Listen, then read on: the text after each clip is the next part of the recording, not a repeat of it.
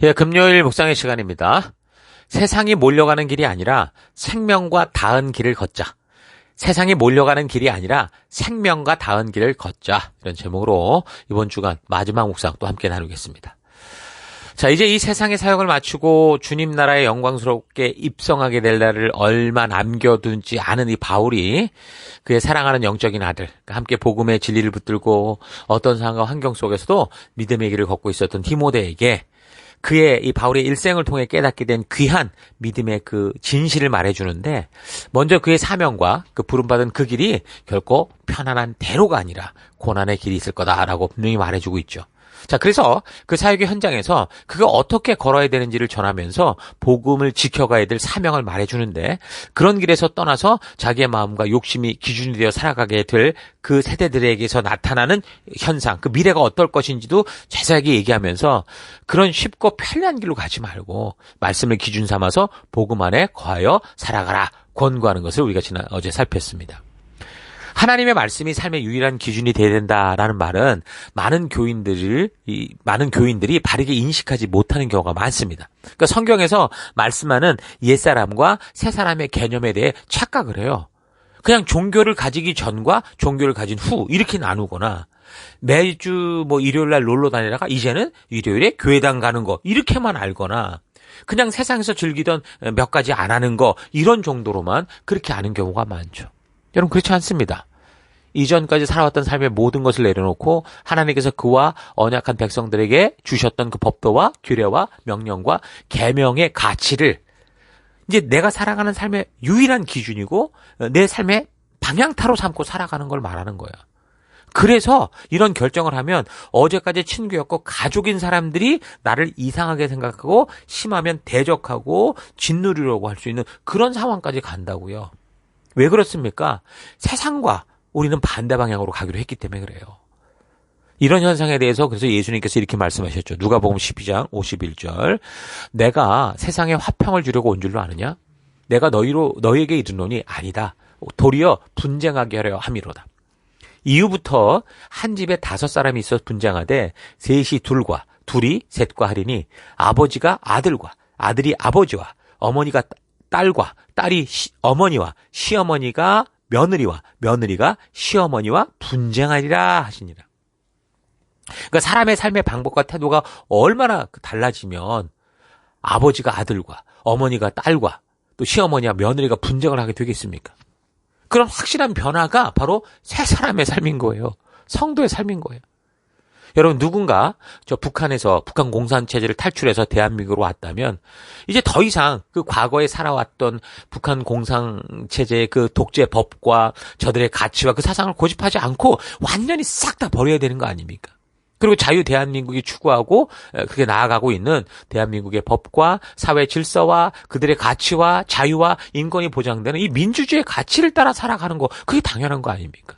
이 자유민주주의 대한민국에 살아가면서 절대 과거에 살던 그 북한 공산 독재주의의 그 어떤 것도 따라해서는 안 되는 거잖아요. 똑같은 거예요. 우리가 이제 예수로 말미암아 하나님의 자녀가 됐을 때, 하나님 나라 백성이 됐을 때 바로 그런 원리가 정확하게 적용된다라는 거 잊지 마시고, 하나님의 백성으로서 하나님 나라의 법도와 규례와 명령과 계명을 통해 하나님께서 말씀하시는 그 의도를 따라 믿음으로 담대히 살아가는 우리가 되기를 바랍니다. 자, 계속해서 마지막 4장에서 바울은 그래서 이제 우리가 어떤 사명을 가지고 살아가야 되는지 다시 한번 단호하고 엄하게 부탁하고 말씀합니다. 그것은 어떤 상황과 환경 속에서도 하나님의 진심을 온 세상에 정하는 증인된 삶이었어요. 이게 예수님께서 주신 마지막 사명이었는데 사도 바울 또한 같은 얘기를 하죠. 4장 1절. 하나님 앞과 살아있는 자와 죽은 자를 심판하실 그리스도 예수 앞에서 그가 나타나실 것과 그의 나라를 두고 엄히 명하노니 너는 말씀을 전파하라. 때를 얻든지 못 얻든지 항상 힘써라. 범사의 오래 참음과 가르침으로 경책하며 경계하며 권하라. 때가 이르리니 사람이 바른 교훈을 받지 아니하며 귀가 가려워서 자기의 사욕을 따를 스승을 많이 두고 또 그 귀를 진리에서 돌이켜 허탄한 이야기를 따르리라. 그러니까 4장에서도 앞으로 다가오는 세대가 하나님 말씀에 대해 어떻게 대할 것인지를 알게 해주는데, 어떻게 이렇게도 우리가 살아가는 지금 이 시대에 벌어지는 일을 정확히 알고 이렇게 말씀을 적었는지 놀라울 따름입니다. 4장 3절 때가 이르면 사람들이 건전한 교훈을 받으려고 하지 않고 귀를 즐겁게 하는 말을 들으려고 자기네 욕심에 맞추어 스승을 끌어들일 것입니다. 그들은 진리를 듣지 않고 허탄한 이야기에 귀를 기울일 것입니다. 다 오늘의 모습이 너무도 놀라운 거야. 근데 오늘의 현실에 우리의 모습이 이런 게 나타난다는 게 너무 안타까운 일이 아닐 수 없죠. 오늘날 교회 안에서 얼마나 많은 이 성도들, 교인들 안에 이런 일이 벌어지고 있습니까? 성도들은 강단에서 선포되는 말씀의 만나가 있음에도 불구하고 늘 배고파해서 뭐 다른 영양식, 다른 뭐 종교적인 어떤 그 프로그램들을 찾고 이러고 있어요. 그것은 그동안 교회가 하나님의 진심을 전하는 그런 이 선포가 아니라 사람들이 원하는 것을 계속 채워주고자 했던 그 타협의 결과라고 할 수 있습니다. 사실 이런 일들은 강단에서 그동안 목사들이 하나님의 말씀을 바르게 선포한 게 아니라 성도들이 원하는 것을 먹여왔던 결과겠지만 결국 이게 악순환의 고리가 돼서 성도들은 강단의 진리를 외면하고 그래서 강단은 자꾸 더 달콤하고 강력한 소리와 또 신비적인 현상들과 자극적인 것 이런 떡밥을 던지면서 자꾸 성도들을 끌어들이려고 하는 혼탁한 일들이 벌어지죠. 이제는 바른 말씀이 선포되면 뭐 야유를 보내고 지루해하고 뭐가 모자란다고 생각을 해요. 보다 강한 자극이 와야 되고 자기의 어떤 눈물샘을 자극하는 어떤 터치들이 있어야 된다. 그게 바른 예배다. 이렇게 생각을 하죠. 그러다 보니 오늘날처럼 이렇게 막 음악이 더 발달하고 활발한 이런 시대 속에는 이제는 막 무슨 찬양 집회가 뭐 마치 그냥 그게 예배인 것처럼 착각을 하고 심지어 그 찬양을 인도하는 사람들이 인도자가 이렇게 해달라고 해도 거기 이제 악기를 다루는 사람들이 우리는 그렇게 연주 안 한다. 뭐 이런 식으로 막 도대체 지금 뭐가 잘못되어 가고 있는 겁니까? 그러니까 한 방에 사람들을 변화시킬 특효약을 찾는 목사나 삶의 더 곳곳에서 말씀의 가치대로 서고자 하려고 하기보다 순식간에 변신되기를 원하는 성도나 지금 다 똑같은 이런 결과를 만들어내는 정말 슬픈 현실이죠. 얼마 전 기독교 신문 뉴스에 오늘날 교회 학교들이 문을 닫는 이유는 복음을 주지 않았기 때문이다 라는 이 제목이 달린 기사가 보도된 적이 있습니다. 사실 이런 현상은 단지 어린이 교회 학교만을 이야기하는 것이라 볼 수 없고요. 오히려 성인들의 강단에서 더 적나라하게 벌어지고 있는 그런 일인 거죠.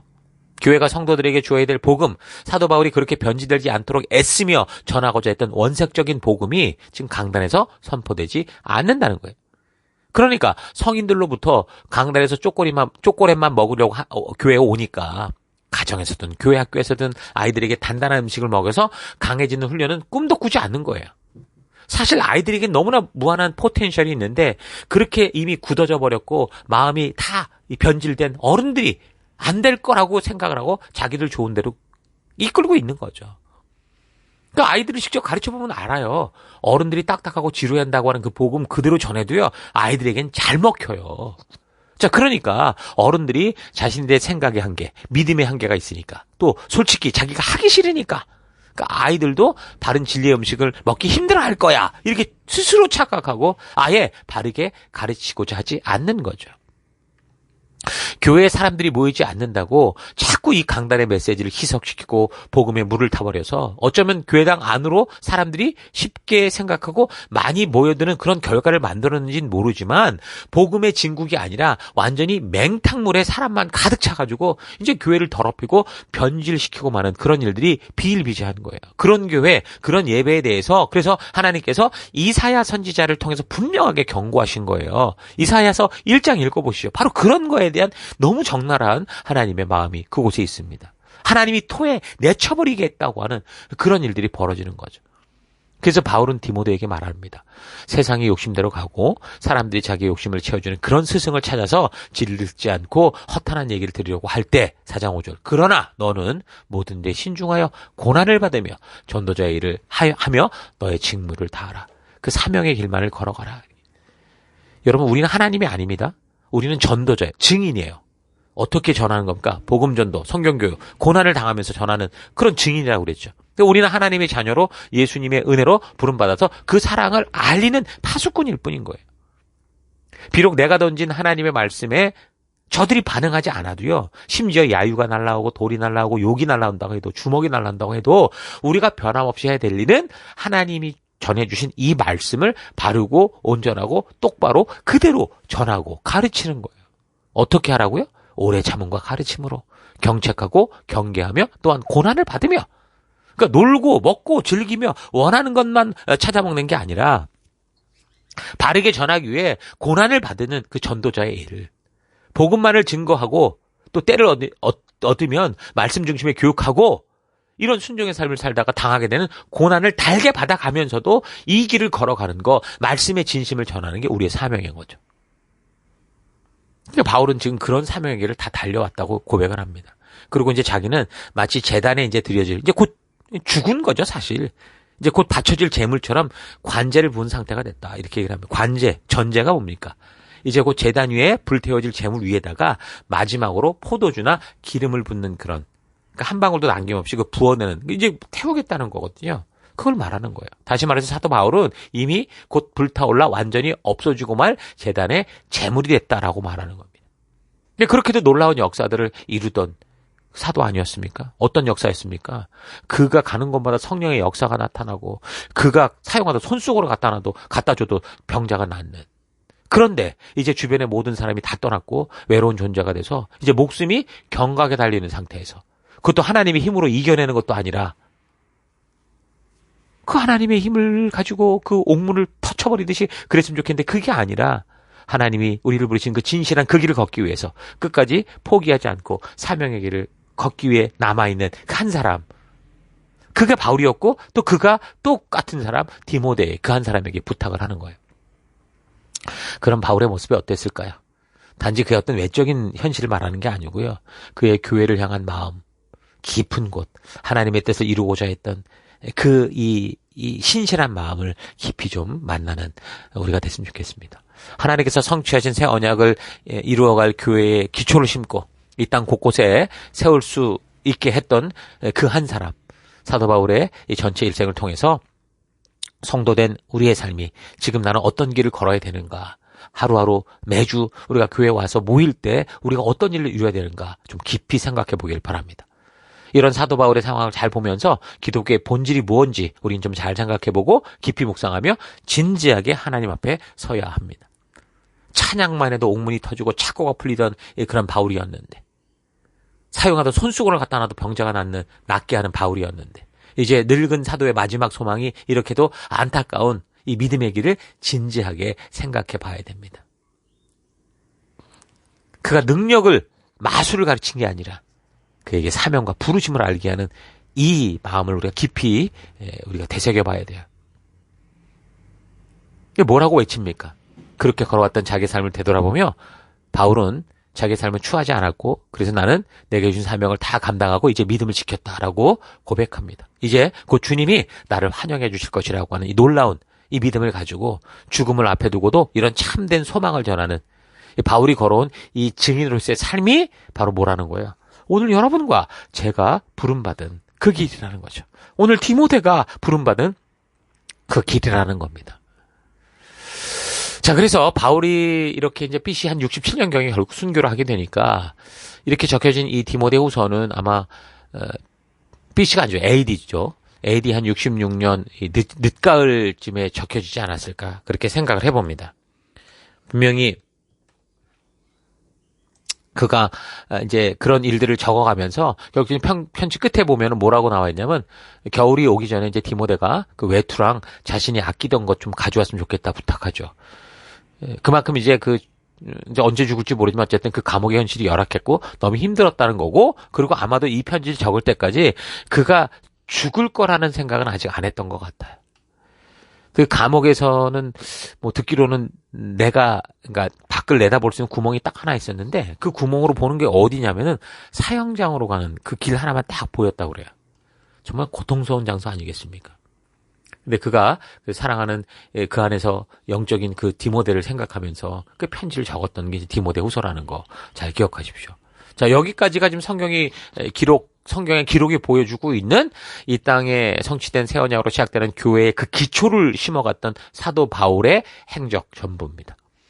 자, 교회를 심하게 핍박하다가 그 다메섹 도상에서 예수님을 만난 바울이 그의 평생에 오직 복음을 전하는 증인으로 걸어왔던 이 여정 전체를 되돌아보고, 그리고 새언약 공동체인 교회를 향한 하나님의 뜻을 알고 그 교회와 그 교회를 세워갈 사람, 그 생명을 낳는 생명을 세우는 공동체로 세우기 위해 순교 직전까지 끝까지 애썼던 이 바울을 통해서 여러분과 저도 성도로 부름받은 나의 삶은 어떠해야 되는지를 깊이 묵상하기 바라고, 또 주님이 부르신 그 사명 앞으로 바울과 같이 우리 또 한 걸음씩 나아가는 우리가 될 수 있기를 축원합니다. 그가 마지막까지 달려오던 길과 그가 마지막까지 함께 갈 그런 이들에게 전하고자 했던 이 바울의 마음을 통해 정말 우리 성도의 모습을 우리가 잘 그려볼 수 있어야 돼요. 하나님은 우리를 사도 바울과 같이 그렇게 부르셨습니다.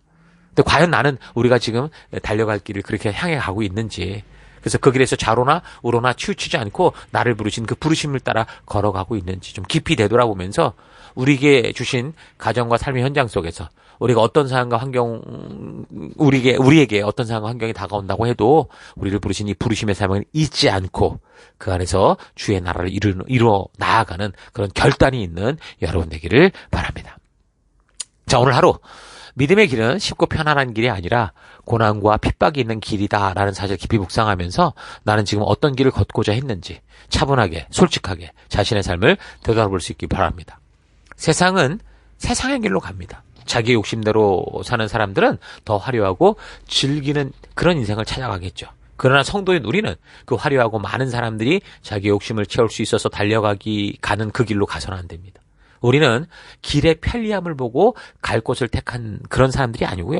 우리가 도착해야 될 목적지를 보고 그 목적지가 적이니 그 목적지를 따라가는 그 길을 가는 존재예요. 그래서 그 길에 어떤 어려움이 있든 끝까지 그 길을 포기할 수 없는 거고, 기꺼이 그 하나님이 계신 영생과 닿은 험한 길이라도 택할 수 있는 그런 삶을 사는 존재, 그게 성도인 거죠. 사실 험한 길이라고 다 생명에 닿아 있는 길은 아니에요. 각 종교마다 보면 다 고행의 길이 있거든요. 험난하고 힘든 길일 겁니다. 근데 그 길에는 생명이 없어요. 그래서 그 길이 험난한 길이든 편리한 길이든 우리가 선택해야 될 길은 어떤 길이라고요? 하나님이 우리를 기다리는 곳과 다 있는 그 길, 말씀이 인도하는 길이라는 거예요. 그래서 바울이 그의 인생을 통해 전해주는 이 생명으로 향한 이 길을 잊지 마시고 내가 선 어떤 곳이든 생명의 길로 나아가는 이 길을 따라 갈 수 있는 귀한 하나님의 자녀, 말씀의 자녀 될 수 있기를 주의 이름으로 축원합니다. 오늘 하루도 힘내십시오. 잠시 기도하겠습니다. 하나님은 생명의 길로 우리를 초대하시는데 나는 내가 편한 길을 가고자 그렇게 애써왔던 것 회개합니다. 용서해 주옵소서. 주님, 내가 걸어야 하는 길이 험난한 길이든 편리한 길이든 그 길의 상황이 아니라 그 길이 닿아 있는 곳이 천국인 그 길을 따라 걷는, 말씀의 길을 따라 걷는 내가 되기를 원합니다. 기회가 좋든지 나쁘든지 그래서 하나님의 진심을 전하는 이 일을 멈추지 않고 내가 이 땅을 살아가는 증인된 사명에서 벗어나지 않고 오직 그 길만을 걷는 그런 내가 되기를 원합니다. 그래서 하나님, 세상이 몰려가는 길은 분명히 거기에는 죽음이 있다라는 거 잊지 말고, 아무리 거기에 화려한 파티가 있다고 해도 결국 죽음이라는 거 잊지 말고 오늘 생명과 다 있는 그 길을 걸어가는 오늘 하루 될 수 있기를 원합니다. 그 길로 나아갈 것을 결단하고 감사드리고 함께 하심을 찬양하며 예수님 이름으로 기도했습니다. 아멘.